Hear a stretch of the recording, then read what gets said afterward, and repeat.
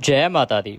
आप सभी को चैत्र नवरात्रि की ढेरों शुभकामनाएं। प्रिय भक्तों, चैत्र नवरात्रि समाप्ति की ओर है। आज अष्टमी हो गई है, नवमी तिथि बाकी है। आज के इस वीडियो के माध्यम से हम आपको बताएंगे कि आपने चैत्र नवरात्रि के अनुष्ठान को पूर्ण कैसे करना है, अर्थात आपने विसर्जन कैसे करना है और पारण कैसे करना है। किसी भी अनुष्ठान में पारण और विसर्जन सबसे महत्वपूर्ण प्रक्रिया होती है।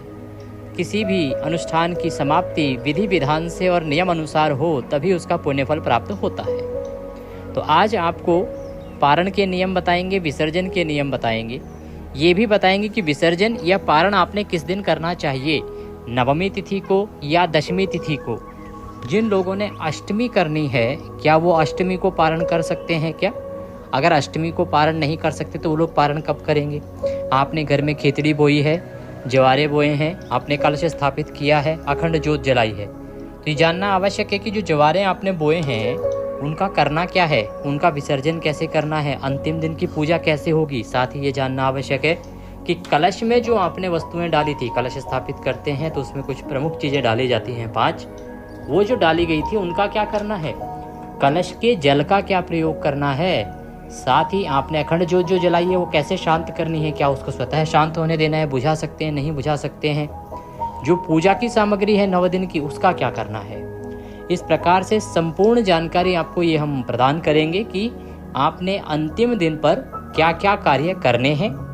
और सबसे महत्वपूर्ण बात कि पारण कब करना है, अर्थात व्रत कब खोलना है। जिन लोगों ने 9 दिन व्रत रखे हैं वो व्रत कब खोलेंगे, या जिन लोगों ने 9 दिन का अनुष्ठान किया है, 9 दिन का अनुष्ठान अर्थात घर में खेतड़ी बोई थी, जवारे और कलश आदि स्थापित किया था, विधि विधान से माता का पूजन किया है 9 दिन, तो वो उसका विसर्जन कब करेंगे, ये जानना बहुत महत्वपूर्ण हो जाता है। और ये सारी जानकारी आपको इस वीडियो के माध्यम से हम प्रदान करेंगे। आप देख रहे हैं देवभूमि ज्योतिष संस्थान का प्रतिष्ठित यूट्यूब चैनल देवभूमि धार्मिक। आपसे निवेदन है कि वीडियो यदि थोड़ा भी अच्छा लगे तो कृपया एक बार लाइक अवश्य कर दीजिएगा। कमेंट बॉक्स में अवश्य लिखिएगा जय माता दी। आपका अनुष्ठान सफल होगा, माता का आशीर्वाद आपको अवश्य प्राप्त होगा। चैनल पर नए हैं तो सब्सक्राइब अवश्य कर लीजिएगा, क्योंकि ये प्रतिष्ठित ज्योतिष संस्थान का चैनल है। यहाँ पर जो भी धार्मिक जानकारी दी जाती है ना, वो पंचांग और पुराण पर आधारित होती है। ऐसा नहीं कि कुछ भी मनगढ़ंत बोल दिया जाता है। पंचांग में जो लिखा होता है कि कौन सी तिथि कब है और मुहूर्त क्या रहेगा, तथा विधि आदि जो पुराणों में वर्णित है कि कैसे आपको पारण करना है, कैसे व्रत करना है, क्या विसर्जन करना है, वो सभी जानकारियाँ आपको प्रदान की जाती हैं। जो सही जानकारियाँ हैं वही आपको प्रदान की जाती हैं। चैनल को सब्सक्राइब करने का लाभ ये होगा कि आपको किसी भी धार्मिक जानकारी के लिए कहीं और जाने की आवश्यकता ही नहीं होगी। धार्मिक जानकारी तो मिलेगी ही, साथ ही सही जानकारी मिलेगी और सही कथाएँ सुनने को मिलती रहेंगी। सब्सक्राइब कीजिए, साथ में बेल आइकन का निशान, उसका एक घंटे का निशान बना हुआ आता है, उसको अवश्य प्रेस कीजिएगा, तभी आपको सारे वीडियो प्राप्त होंगे। आइए बात करते हैं चैत्र नवरात्रि 2025 के पारण विसर्जन की। प्रिय दर्शकों, पारण और विसर्जन वह अंतिम प्रक्रिया है जिसके साथ कोई भी अनुष्ठान या पूजा पाठ पूर्ण होता है। हम जब भी कोई व्रत करते हैं ना, तो उस व्रत की पूर्णता जो है इस बात पर बहुत निर्भर करती है कि हम उसका पारण जो है वो सही प्रकार से करें, सही विधि से करें। अंतिम दिन की पूजा बहुत महत्वपूर्ण होती है, तो हम उसकी चर्चा करते हैं कि आपने अंतिम दिन कैसे पूजा करनी है। और उसके बाद ये बताएंगे कि आपने जो जवारे बोए हैं, या ये कहें कि आपने जो खेतड़ी बोई है, उस सब का करना क्या है। और अंतिम दिन की पूजा के बाद ही हम आपको बताएंगे कि आपने विसर्जन करना कब चाहिए और पारण करना कब चाहिए। पारण और विसर्जन दोनों अलग अलग प्रक्रिया हैं। देखिए, पारण होता है जब आप व्रत कर रहे हैं, जो भी व्रती लोग हैं वो अपने व्रत को खोलेंगे तो वो पारणा हो गया। विसर्जन हो गया जिन्होंने अनुष्ठान किया है, 9 दिन तक माता की साधना की है, उन्होंने कलश स्थापित किया है, जवारे बोए हैं, अखंड ज्योत जलाई है, तो वो जो पूजन सामग्री के साथ साथ सबसे पहले जो अनुष्ठान किया है उसका विसर्जन कैसे होगा। सबसे पहले अंतिम दिन की पूजा, क्षमा याचना, प्रार्थना, और उसके बाद जो सामग्री है उसका विसर्जन। ये दोनों अलग अलग प्रक्रियाएं हैं। एक बात का ध्यान रखिएगा कि जिन लोगों ने भी अष्टमी की है या जिनके यहाँ भी अष्टमी होती है, वो विशेष ध्यान दीजिएगा कि अष्टमी तो आपने की है, देवी की आराधना आपने की है, देवी की पूजा आपने की है, आपने कंजकें भी बिठा ली होंगी, लेकिन यदि आपने 9 दिन का अनुष्ठान किया है ना, तो वो अभी पूरा नहीं हुआ है। यदि आप 9 दिन का अर्थात नवरात्रि का अनुष्ठान कर रहे थे तो वह अधूरा है। आप अभी खेतड़ी आदि का विसर्जन नहीं कर सकते, कलश आदि को उठा नहीं सकते, क्योंकि इसकी पूजा का विधान 9 दिन का है। जब आप नवरात्रि का अनुष्ठान करते हैं, खेतड़ी ज्वारे आदि बोते हैं, तो उसकी पूजा आपको पूरे 9 दिन करनी चाहिए, क्योंकि नवरात्रि नव दुर्गा के स्वरूपों का पूजन का एक पुंज है, जिसमें 9 दिन के अंदर माता के 9 स्वरूपों का विधि विधान से पूजन किया जाता है। अंतिम देवी सिद्धिदात्री होती हैं, जो सभी प्रकार की सिद्धियां देती हैं, मनोरथों को सिद्ध करती हैं, आपकी आकांक्षाओं को पूरा करती हैं। यदि आप अंतिम स्वरूप के पूजन नहीं करेंगे तो आपका अनुष्ठान कभी भी उत्तम फलदायी नहीं हो सकता। यहाँ बहुत से लोगों का सवाल ये हो सकता है कि पंडित जी, हमारे यहाँ तो होती ही अष्टमी है, हम तो कब से करते आ रहे हैं अष्टमी। आपके यहाँ अष्टमी होती है तो आप अष्टमी कीजिए। अष्टमी होने का अभिप्राय ये नहीं है कि आप अनुष्ठान को ही अष्टमी को समाप्त कर देंगे। अष्टमी का अभिप्राय ये है कि आपके पास आपके यहाँ पे अष्टमी को देवी पूजी जाती है, किसी के नवमी को देवी पूजी जाती है। देवी का पूजन कर लेना और कंजकों को बिठा लेना आपके अनुष्ठान की सफलता नहीं बताता, आपके अनुष्ठान की पूर्ति नहीं बताता। ये ऐसा नहीं है कि कंजके बिठाना अंतिम कार्य होता है आपका। देखिए, जैसे 9 दिन तक अलग अलग विधि से पूजन किया जाता है, वैसे ही एक विधि ये है कि आप अष्टमी के दिन या नवमी के दिन 9 कन्याओं का पूजन करते हैं। तो ये एक पूजन का विधान है, आपके अनुष्ठान की समाप्ति का विधान नहीं है। इसको इस प्रकार से समझिए कि ये इस प्रकार से निर्धारित किया गया कि देखिए 9 दिन जो है वो बहुत पवित्र दिन है, तो व्यक्ति अगर हो सके तो 9 के 9 करे, परंतु सारा समाज 9 के 9 नहीं कर सकता।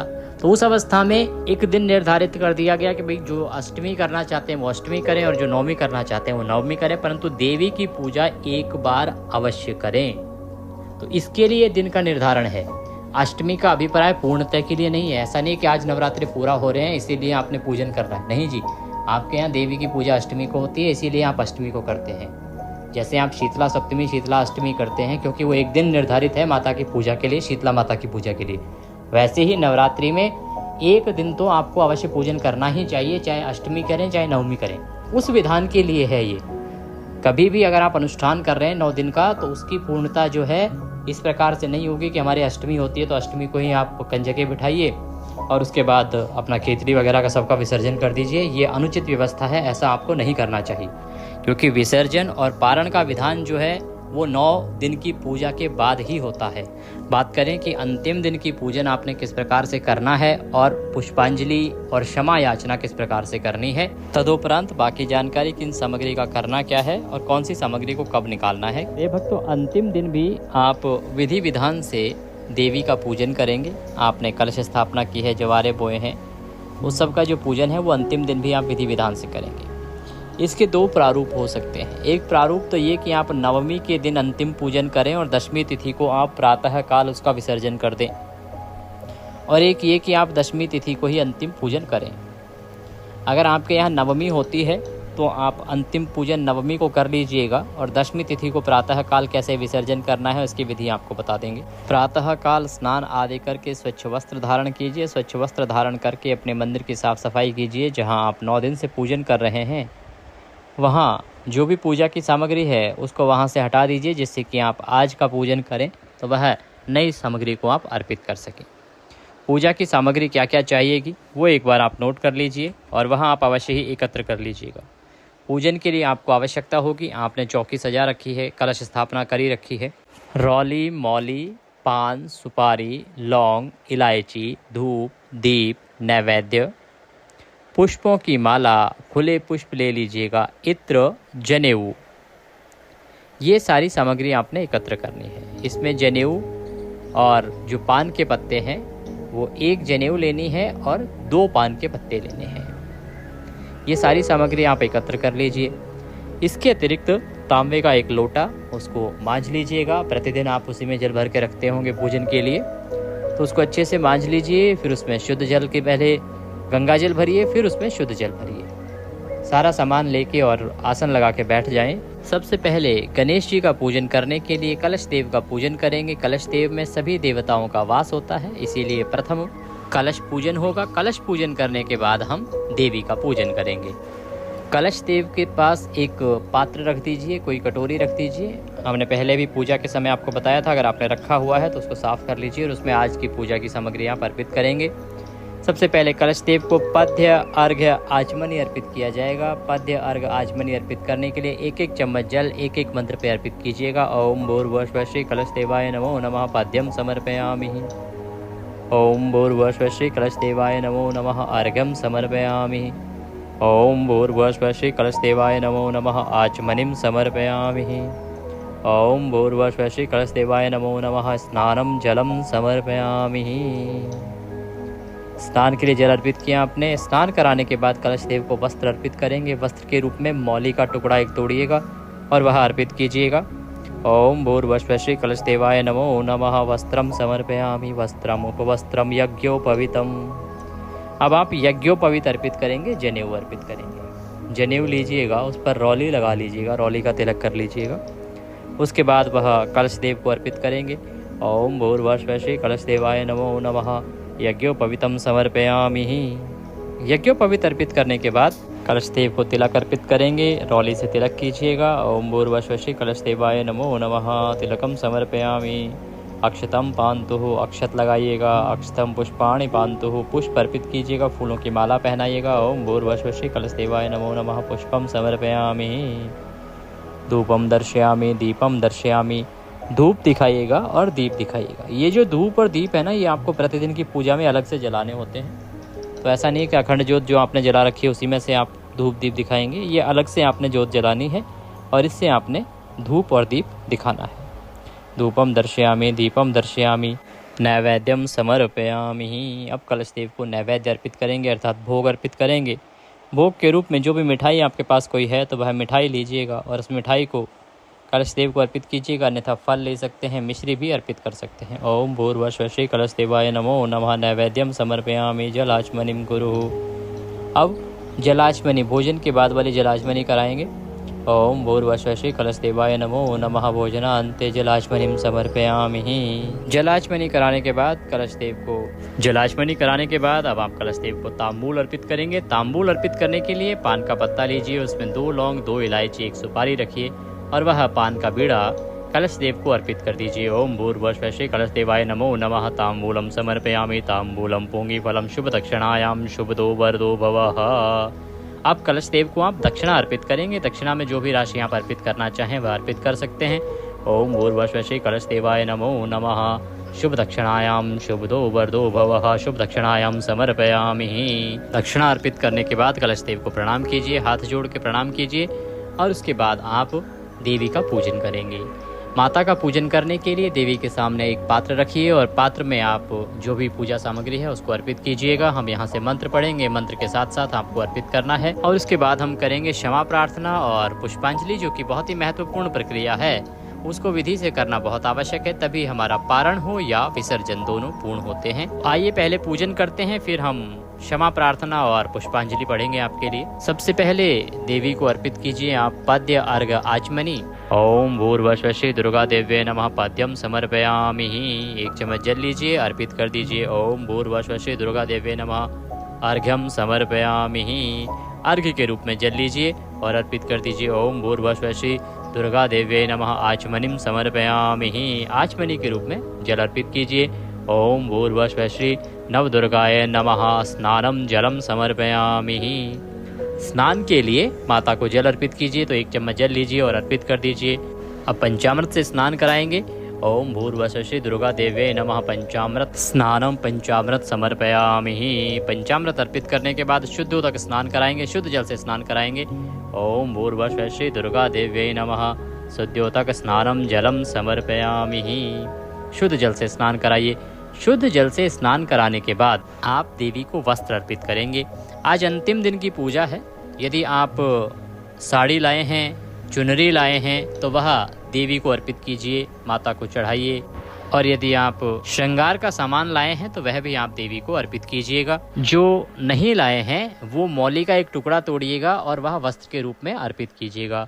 या देवी सर्वभूतेषु मां नवदुर्गा रूपेण संस्थिता नमस्तस्यै नमस्तस्यै नमस्तस्यै नमो नमः। ओम भूर्भुवः श्री दुर्गा देव्यै नमः वस्त्रम समर्पयामि। वस्त्रम उपवस्त्रम, वस्त्र के बाद देवी को इत्र अर्पित कीजिएगा। आप एक पुष्प पर इत्र लगा लीजिए या रुई पर इत्र लगा लीजिएगा और वह देवी को अर्पित कीजिएगा। ओम भूर्भुवः श्री दुर्गा देवे नमः इत्रम समर्पयामि। देवी को इत्र अर्पित करने के बाद आप तिलक करेंगे, रौली कुमकुम आदि का तिलक करेंगे, रौली कुमकुम आदि अर्पित करेंगे। ओम भूर्भुवः श्री दुर्गा देवे नमः रौली कुमकुम आदिकम तिलकम समर्पयामि। तिलकम तिलकांते अक्षतम पान्तु। अक्षत अर्पित कीजिए देवी को, अक्षत लगाइए। अक्षत लगाने के बाद देवी को पुष्प अर्पित करेंगे, फूलों की माला पहनाएंगे। ओम भूर्भुवः श्री दुर्गा देव्यै नमः पुष्पम समर्पयामि माल्यार्पणम कुरु। पुष्प अर्पित कीजिए। माला यदि आपके पास है तो माला अर्पित कीजिए। देवी को माला पहनाने के बाद देवी को धूप दिखाएंगे, दीप दिखाएंगे। ओम भूर्भुवः श्री दुर्गा देव्यै नमः धूपम दर्शयामि। धूप दिखाइए। ओम भूर्भुवः श्री दुर्गा देव्यै नमः दीपम दर्शयामि। दीप दिखाइए। धूप दीप दिखाने के बाद देवी को नैवेद्य अर्पित करेंगे। नैवेद्य के रूप में जो भी आप भोग के लिए अर्पित करना चाहें, फल है तो फल अर्पित कीजिए, मिठाई है तो मिठाई अर्पित कीजिए। अन्यथा कुछ ना हो तो आप मिश्री लीजिएगा और मिश्री देवी को नैवेद्य के रूप में अर्पित कीजिएगा। या देवी सर्वभूतेषु मां नवदुर्गा रूपेण संस्थिता नमस्तस्यै नमस्तस्यै नमस्तस्यै नमो नमः। नैवेद्यम समर्पयामि। नैवेद्य अर्पित करने के बाद देवी को जलाचमनी कराएंगे। भोजनांत वाली जलाचमनी होगी ये। या देवी सर्वभूतेषु मां नवदुर्गा रूपेण संस्थिता नमस्तस्यै नमस्तस्यै नमस्तस्यै नमो नमः। ओम भूर्भुवः श्री दुर्गा देव्यै नमः भोजनान्ते जलाचमनिं समर्पयामि। जलाचमनी कराइए। जलाचमनी कराने के बाद देवी को तांबूल अर्पित करेंगे।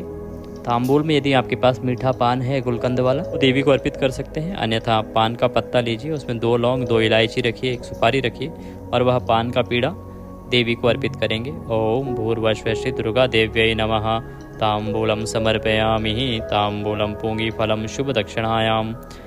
तांबूल अर्पित करने के बाद देवी को दक्षिणा स्वरूप जो भी आप अर्पित करना चाहते हैं वह अर्पित करेंगे। ओम भूर्भुवः श्री दुर्गा देव्यै नमः शुभ दक्षिणायाम समर्पयामि। दक्षिणा अर्पित करके देवी को हाथ जोड़ के प्रणाम कीजिए। यदि आपका कोई पाठ बाकी है, जैसे आप दुर्गा सप्तशती कर रहे थे या अन्य कोई पाठ कर रहे थे, सुन रहे थे, तो आप उसको पूर्ण कीजिएगा। इसके बाद हम पुष्पांजलि करेंगे और विसर्जन की विधि बताएंगे कि आपने विसर्जन किस प्रकार से करना है। हाथों में पुष्प ले लीजिए। पुष्प लेके और हाथ जोड़ के खड़े हो जाएं।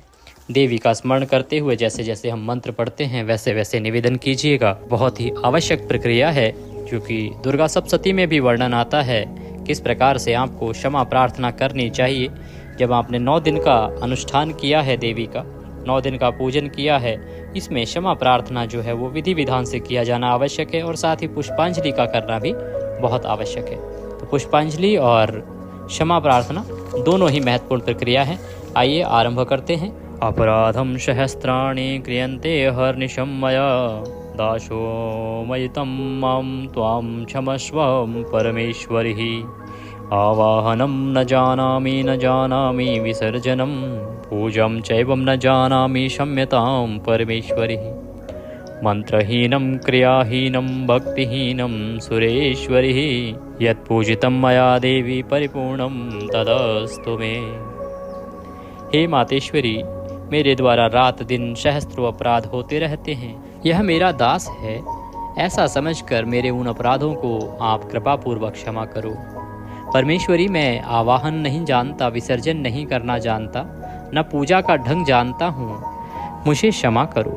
देवी, हे सुरेश्वरी, मैंने जो मंत्रहीन क्रियाहीन और भक्तिहीन पूजन किया है वह सब आपकी कृपा से पूर्ण हो। सैकड़ों अपराध करके भी जो तुम्हारी शरण में जा जगदम्ब कहकर पुकारता है उसे वह गति प्राप्त होती है जो ब्रह्म आदि देवताओं के लिए भी सुलभ नहीं है। हे जगदम्बिके, मैं अपराधी हूँ, किंतु तुम्हारी शरण में आया हूँ। इस समय दया का पात्र हूँ, तुम जैसा चाहो वैसा करो। देवी परमेश्वरी, अज्ञान से, भूल से अथवा बुद्धि भ्रांत होने के कारण मैंने जो न्यूनता या अधिकता कर दी हो वह सब क्षमा करो और प्रसन्न हो। सच्चिदानंदन स्वरूपा परमेश्वरी, जगत माता कामेश्वरी, तुम प्रेम पूर्वक मेरी यह पूजा स्वीकार करो और मुझ पर प्रसन्न रहो। हे देवी, हे सुरेश्वरी, तुम गोपनीय से भी गोपनीय वस्तु की रक्षा करने वाली हो। मेरे निवेदन किए हुए इस जप को ग्रहण करो। तुम्हारी कृपा से मुझे सिद्धि प्राप्त हो, तुम्हारी कृपा से मुझे वृद्धि प्राप्त हो, तुम्हारी कृपा से मेरे परिवार में संपन्नता आए, तुम्हारी कृपा से मेरे परिवार में लक्ष्मी का वास रहे, तुम्हारी कृपा से मेरे परिवार में सदा खुशियों का भंडार रहे। हे मातेश्वरी, मेरी यह विनती है, इसे आप स्वीकार करो। मेरा ये 9 दिन का अनुष्ठान आज यहाँ पूर्ण हो रहा है। इसमें मुझसे कोई भी जाने अनजाने में गलती भूल त्रुटि हो गई हो तो मातेश्वरी मैं उसके लिए क्षमा प्रार्थी हूँ, मैं उसके लिए क्षमा याचना करता हूँ। मुझे क्षमा करो और दया का आशीर्वाद प्रदान करो। आज मैं इसको पूर्ण करते हुए पुष्पांजलि अर्पित कर रहा हूँ, विसर्जन कर रहा हूँ या कर रही हूँ। मेरे पास आपको अर्पित करने के लिए कुछ नहीं है, तन मन धन सब कुछ आप ही का है। मेरे पास क्या है? मेरे पास केवल मालती मलका जाति सत्पत्रादि संयुक्तम पुष्पांजलि मया दत्ताम ग्रहणाम परमेश्वर। यह पत्र पुष्प की भेंट है देवी, इसे आप स्वीकार करें मातेश्वरी और दया का आशीर्वाद प्रदान करें। इस प्रकार से वह पत्र पुष्प माता के चरणों में अर्पित कीजिए, माता को दंडवत प्रणाम कीजिए, प्रदक्षिणा कीजिए, परिक्रमा कीजिए और उसके बाद हम विसर्जन की प्रक्रिया आगे बढ़ाते हैं। विसर्जन के लिए आप सबसे पहले कलश देव पर जो धागा बांध रखा है उसको तोड़ दीजिए, कलश को थोड़ा सा खिसका दीजिए, केतड़ी बोई है उसको थोड़ा सा खिसका दीजिए और जो आपने अखंड ज्योत जलाई है उसको भी थोड़ा सा खिसका दीजिए। और इसके बाद कलश के ऊपर जो नारियल आपने रखा है उस नारियल को उठाइए। आप इसे प्रसाद रूप में ग्रहण कर सकते हैं, परिवार में बांट सकते हैं, अगर नहीं तो आप इसे जल प्रवाहित कर सकते हैं। इसके नीचे जो पूर्ण पात्र में अनाज रखा हुआ है, आपने चावल रखे होंगे, जौ रखे होंगे, जो भी रखा होगा, तो आप उसे पक्षियों के लिए डाल सकते हैं। बस पैरों में वो ना आए, पक्षियों के लिए उसे डाल दीजिएगा जिससे कि पक्षी उसको चूग सकते हैं। या आप गाय आदि किसी पशु को भी खिला सकते हैं, गाय को खिलाएं या पक्षियों को डाल दीजिए। जल जो अंदर है कलश के, उस जल में से जल लेके और पूरे घर में छिड़किएगा। ये शुद्ध और बहुत ही पॉजिटिव जल है, क्योंकि 9 दिन की पूजा पाठ के बाद जो पॉजिटिव एनर्जी है वो इसके अंदर एकत्र हो गई है। आप जहाँ जहाँ इसको छिड़कोगे वहाँ से नेगेटिव एनर्जी समाप्त हो जाएगी और पॉजिटिव एनर्जी जो है वो सकारात्मक ऊर्जा का प्रवाह होगा पूरे घर में। तो आप पूरे घर में इसका छिड़काव कीजिए, बाथरूम आदि में नहीं करना है। इसके अंदर की जो सामग्री है उसमें से आपको सिक्का निकाल लेना है, जो हमने चांदी का डालने को बोला था। वह सिक्का बहुत शक्तिशाली, बहुत पवित्र और माता का आशीर्वाद स्वरूप हो गया है। उसको निकाल के आप किसी लाल कपड़े में बांध लीजिए और उसके बाद वह कपड़ा अपनी तिजोरी में रखिए। तिजोरी में रखिए, वो आपको सदा बरकत देगा, आपकी तिजोरी को कभी खाली नहीं होने देगा। इस प्रकार से उस सिक्के को आप तिजोरी में रखिएगा। ये हो गया कलश का विसर्जन और कलश की सामग्री का क्या करना है।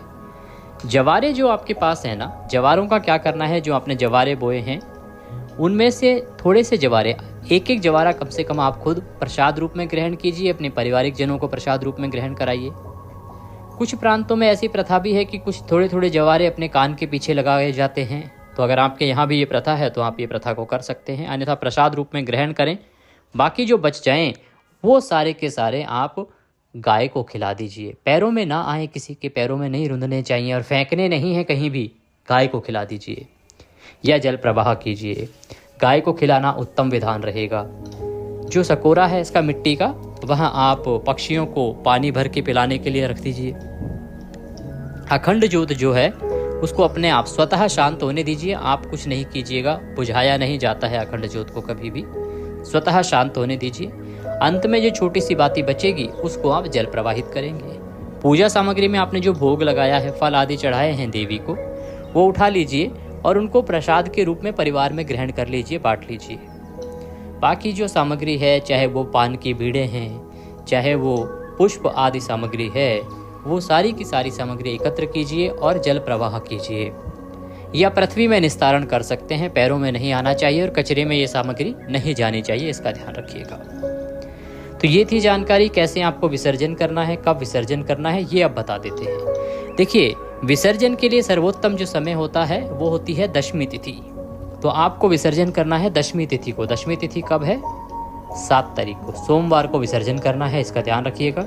सोमवार के दिन सूर्योदय के साथ ही आप विसर्जन कर सकते हैं। आपने पूजन आज कर लिया है, केवल पुष्पांजलि आप जो है वो सोमवार को कर लीजिएगा, या पूरी पूजा भी आप सुबह कर सकते हैं और इस विधि से आप विसर्जन कर सकते हैं। जो समय रहेगा सुबह ना, वो सूर्योदय के साथ 6:05 से आरंभ हो जाएगा और 7:30 तक रहेगा। फिर 7:30 से और 9 बजे के बीच में आप शुरू नहीं कर सकते, क्योंकि ये राहु काल का समय है। सोमवार को 7:30 से 9 बजे तक राहु काल रहेगा। राहु काल में आपको ये कार्य नहीं करना है, तो या तो 7:30 से पहले ही शुरू कर लीजिए या 9 बजे के बाद। ध्यान रखिएगा कि आपके यहाँ अष्टमी होती हो या नवमी होती हो, विसर्जन का जो विधान है वो दशमी तिथि का ही है। और जो पारण है, व्रत भी आपका अगले दिन ही खुलेगा। आप 9 दिन के व्रत रखते हैं, 10वें दिन आपको पारण करना है, तो पारण भी आपका सोमवार को ही करना है। तो जानकारी यदि थोड़ी सी भी अच्छी लगी हो तो कृपया एक बार लाइक अवश्य कर दीजिएगा। चैनल पर नए हैं तो चैनल को सब्सक्राइब कीजिएगा। अपनी मनोकामना पूर्ति के लिए कमेंट बॉक्स में लिखिएगा जय माता दी।